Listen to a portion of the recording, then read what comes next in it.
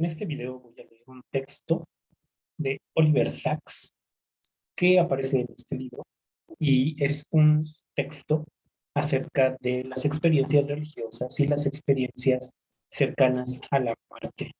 Se trata de un texto que apareció en el 2012 y que se titula Ver a Dios en el tercer milenio. En la literatura médica hay muchos relatos perfectamente documentados de intensas experiencias religiosas susceptibles de alterar la vida durante los ataques epilépticos. Pueden darse alucinaciones de una intensidad abrumadora, acompañadas a veces de una sensación de dicha y una poderosa percepción de lo luminoso, sobre todo en los así llamados ataques extáticos, que pueden estar provocados por la epilepsia del lóbulo temporal. Aunque dichos ataques pueden ser breves, a veces conducen a una reorientación fundamental, una metanoia en la propia vida. Fyodor Dostoyevsky era propenso a dichos ataques. Describió muchos, incluyendo el siguiente. El aire se llenó de un gran ruido e intenté moverme. Sentí que el cielo se desmoronaba sobre la tierra y me metía. Realmente había tocado a Dios. Entró en mí. Sí, Dios existe, grité, y ya no recuerdo nada más. Vosotros, los que estáis sanos, no podéis imaginar la felicidad que sentimos los epilépticos durante el segundo anterior a nuestro ataque. No sé si esta felicidad dura segundos, horas o meses, pero creedme, no la cambiaría por ninguno de los placeres que puede proporcionar la vida. Continúa Sachs. Un siglo más tarde, Kenneth Dewhurst y A.W. Bird publicaron en el British Journal of Psychiatry el detallado caso de un revisor de autobús que había experimentado una repentina euforia mientras cobraba a los viajeros. Escribió: se le vio súbitamente invadido por una sensación de dicha. Se sentía literalmente en el cielo. Cobraba el importe correctamente y les decía a los pasajeros lo encantado que estaba de encontrarse en el cielo. Permaneció en ese estado de exaltación, oyendo voces divinas y angelicales durante 2 días. Posteriormente fue capaz de recordar esas experiencias y siguió creyendo en su validez. 3 años más tarde, después de 3 ataques en 3 días sucesivos, volvió a sentir la misma euforia. Afirmó que su mente se había despejado. Durante ese episodio, perdió la fe. Continúa Sachs. Ya no creía en el cielo ni en el infierno, ni en el más allá, ni en la divinidad de Cristo. Esta segunda conversión al ateísmo fue acompañada del mismo entusiasmo y la misma cualidad reveladora que la conversión religiosa original. Más recientemente, Orrin Devinsky y sus colegas han conseguido grabar en video electroencefalogramas de pacientes que sufren dichos ataques y han observado una sincronización exacta de la epifanía con un pico en la actividad eléctrica de los lóbulos temporales, con mayor frecuencia en el lóbulo temporal derecho. Los ataques extáticos son raros. Solo ocurren en el 1-2% de los pacientes con epilepsia del lóbulo temporal. Pero en el último medio siglo ha habido un importante aumento en la incidencia de otros estados, a veces permeados por una alegría y un sobrecogimiento religioso, visiones y voces celestiales y, de manera muy frecuente, conversión religiosa o metanoia. Entre estos se encuentran las experiencias extracorporales, que son más corrientes ahora que hay pacientes que vuelven a la vida tras un severo paro cardíaco e incidentes semejantes, y las mucho más elaboradas y luminosas experiencias cercanas a la muerte. Tanto las experiencias extracorporales como las cercanas a la muerte, que ocurren en estados de conciencia despiertos pero profundamente alterados, provocan alucinaciones tan vívidas y convincentes que aquellos que las experimentan a veces rechazan el término alucinación e insisten en su realidad. Y algunos consideran que el hecho de que existan marcadas semejanzas en las descripciones individuales es indicativo de su realidad objetiva. Pero la razón fundamental por la que las alucinaciones, sea cual sea su causa o modalidad, parecen tan reales, es que utilizan los mismos sistemas cerebrales que las percepciones reales. Cuando uno oye voces, se activan los caminos auditivos. Cuando ve caras, se estimula el área fusiforme de las caras que normalmente se utiliza para percibir e identificar caras en el entorno. En las experiencias extracorporales, los sujetos tienen la sensación de abandonar su cuerpo, parecen flotar en el aire o en un rincón del cuarto, mirando desde la distancia sus cuerpos vacíos. La experiencia puede percibirse como algo venturoso, aterrador o neutro, pero su extraordinaria naturaleza, la aparente sensación de que el espíritu se separa del cuerpo, queda indeleblemente impresa en la mente y algunas personas consideran que es una prueba de la existencia de un alma inmaterial, la prueba de que la conciencia, la personalidad y la identidad pueden existir independientemente del cuerpo e incluso sobrevivir a la muerte física. Desde el punto de vista neurológico, las experiencias extracorporales son una forma de ilusión corporal que surge de una disociación momentánea de las representaciones visual y propioceptiva. Por lo general están coordinadas de manera que vemos el mundo, incluyendo el propio cuerpo desde la perspectiva de nuestros ojos, de nuestra cabeza. Las experiencias extracorporales, tal como han demostrado de forma sencilla Henrik Ersson y sus colegas investigadores de Estocolmo, se pueden producir de modo experimental utilizando un equipo simple, videogafas, maniquíes, brazos de goma, etcétera, que confunden los estímulos visuales y los estímulos propioceptivos, creando una inquietante sensación de incorporeidad. Ciertas dolencias pueden desembocar en experiencias extracorporales, paros cardíacos, arritmias, un repentino descenso de la presión sanguínea o del azúcar en la sangre, a menudo combinados con ansiedad o alguna enfermedad. Conozco pacientes que han sufrido experiencias extracorporales durante un parto difícil y otros que las han sufrido asociadas con la narcolepsia o la parálisis del sueño. Algunos pilotos de combate sometidos a elevadas fuerzas G durante el vuelo y a veces durante el entrenamiento en la centrifugadora han afirmado haber sufrido experiencias extracorporales, así como estados de conciencia más complejos que se parecen a una experiencia cercana a la muerte, ECM. La experiencia cercana a la muerte generalmente pasa por una secuencia de fases características.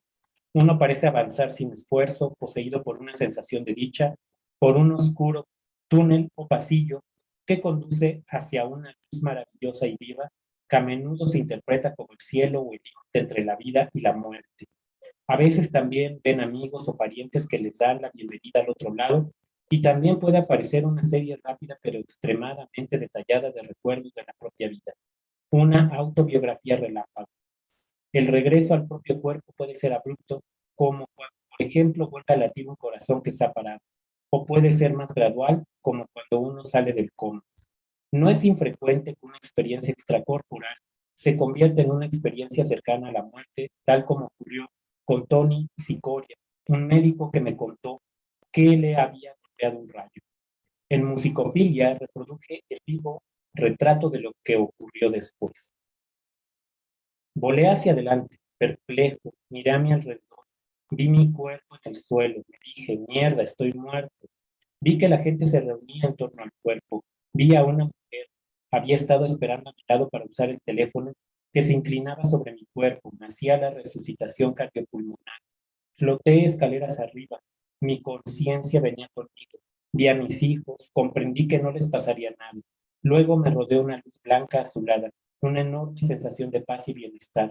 Lo mejor y lo peor de mi vida pasó ante mí, a gran velocidad, pero sin ninguna emoción, puro pensamiento, puro éxtasis. Tenía la percepción de estar acelerando, de que algo me atraía, de que había velocidad y dirección. Entonces, mientras me decía a mí mismo, esta es la sensación más maravillosa que he tenido, ¡pam! Ya estaba. Continúa Sachs.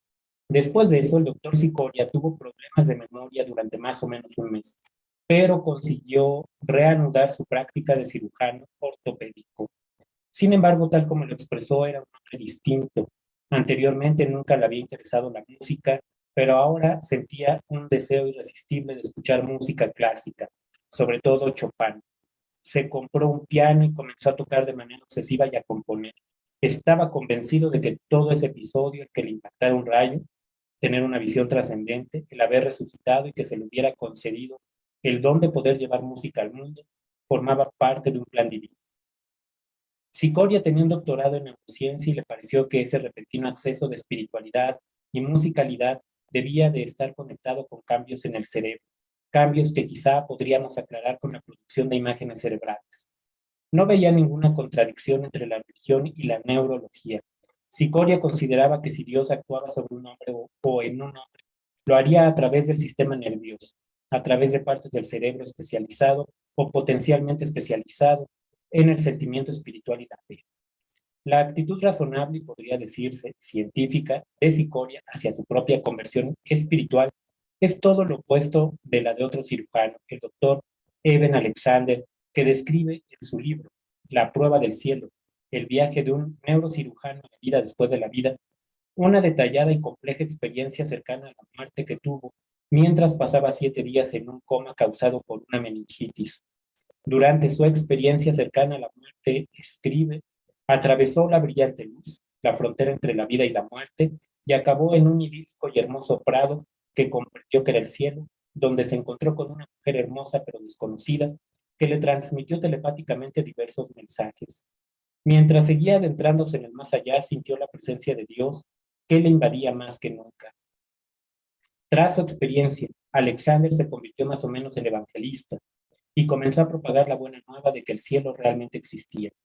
Alexander le concede mucha importancia a su experiencia como neurocirujano y experto en el funcionamiento del cerebro. Añade un apéndice a su libro titulado Las hipótesis neurocientíficas que consideré para explicar mi experiencia. Pero las rechaza todas por inaplicables en su caso, pues insiste, su corteza cerebral estaba completamente cerrada durante el coma, lo que impedía la posibilidad de cualquier experiencia consciente. No obstante, su experiencia cercana a la muerte fue pródiga en detalles visuales y auditivos, tal como suelen ser muchas alucinaciones. Es algo que le desconcierta, pues esos detalles sensoriales normalmente los produce la corteza. Sin embargo, su conciencia ha viajado al dichoso e inefable reino del más allá, un viaje que le pareció duró casi todo el tiempo que estuvo en coma. Lo que propone, por tanto, es que su yo esencial, su alma, no necesitó corteza cerebral ni, de hecho, ninguna base material. No obstante, no resulta fácil descartar los procesos neurológicos. El doctor Alexander nos relata su repentino despertar del coma. Mis ojos se abrieron, mi cerebro acababa de volver a la vida. Pero casi siempre se sale gradualmente del coma. Hay estados intermedios de conciencia. Es en estos estados de transición en los que registra cierta conciencia, aunque no la conciencia plenamente lúcida, cuando suelen darse las experiencias cercanas a la muerte. Alexander insiste en que su viaje, que según él duró días, solo pudo haber ocurrido mientras estaba en un coma profundo. Pero sabemos por la experiencia de Tony Cicoria y otros muchos, que el viaje alucinatorio hacia la luz brillante y más allá, una experiencia cercana a la muerte completa, puede ocurrir en 20 o 30 segundos, aun cuando parezca durar mucho más. Desde el punto de vista subjetivo, durante esas crisis el concepto del tiempo parece variable o insignificante. La hipótesis más plausible en el caso del doctor Alexander es que su experiencia cercana a la muerte ocurrió no durante el coma, sino cuando estaba saliendo de él y su corteza comenzaba a funcionar completamente. Es curioso que no acepte la explicación obvia y natural y siga insistiendo en la sobrenatural. Rechazar la posibilidad de cualquier explicación natural a la experiencia cercana a la muerte, tal como hace el doctor Alexander, no es solo no científico, sino anticientífico. Excluye la investigación científica de dichos estados. Kevin Nelson, neurólogo de la Universidad de Kentucky, ha estudiado la base neurológica de las experiencias cercanas a la muerte y de otras formas de alucinación profunda durante décadas. En 2011 publicó un libro concienzudo y sensato sobre su investigación, The Spiritual Doorway in the Brain, a Neurologist's Search for the God Experience. Nelson considera que el túnel oscuro, que se describe en casi todas las experiencias cercanas a la muerte, representa una constricción del campo visual debida a una disminución de la presión sanguínea en los ojos, y la luz brillante representa un flujo de excitación visual desde el tallo cerebral hasta la corteza visual, el así llamado camino ponto-geniculado occipital, a través de las estaciones repetidoras visuales. Las alucinaciones perceptivas más simples, de patrones, animales, gente, paisajes, música, etc., que surgen en una variedad de dolencias, ceguera, sordera, epilepsia, migraña o privación sensorial, por ejemplo, no implican por lo general cambios profundos en la conciencia y, por muy alarmante que sean, casi siempre se reconocen como alucinación. No ocurre lo mismo con las complejísimas alucinaciones de los ataques extáticos o las experiencias cercanas a la muerte, que a menudo se consideran verídicas, que nos dicen la verdad y se toman por revelaciones de un universo espiritual que te cambia la vida y, quizá, de un destino o misión espiritual. La tendencia a los sentimientos espirituales y las creencias religiosas radica en lo más profundo de la naturaleza humana y parece poseer su propia base neurológica, que podría ser muy frecuente en algunas personas y estar menos desarrollada en otras. Para aquellos que tienen inclinaciones religiosas, una experiencia cercana a la muerte podría proporcionarles la prueba de que el cielo existe, tal como expresa Evan Alexander. Algunas personas religiosas experimentan su prueba de la existencia del cielo mediante otra ruta, la ruta de la oración, un tema que la antropóloga T. M. Luhrmann ha explorado en su libro When God Talks Back. La propia esencia de la divinidad de Dios es inmaterial. A Dios no se le puede ver, ni sentir, ni oír de la manera habitual. Luhrmann se preguntaba cómo, ante esa falta de pruebas, Dios se convierte en una presencia real e íntima en las vidas de muchos evangelistas y otras personas de fe. Se unió a una comunidad evangelista como participante observadora, sumergiéndose en sus disciplinas de oración y visualización, imaginando con detalles más concretos y vivos las figuras y los acontecimientos que aparecen en la Biblia. Escribió que los congregantes practican ver, oír, oler y tocar en su imaginación. Les dan a estas experiencias imaginarias la viveza sensorial asociada a los recuerdos del acontecimiento real. Lo que son capaces de imaginar se convierte en algo más real para ellos. Tarde o temprano, con esta práctica intensiva, continúa Sachs, la mente de algunos congregantes es capaz de pasar de la imaginación a la alucinación y oyen a Dios, ven a Dios y sienten que Dios camina a su lado.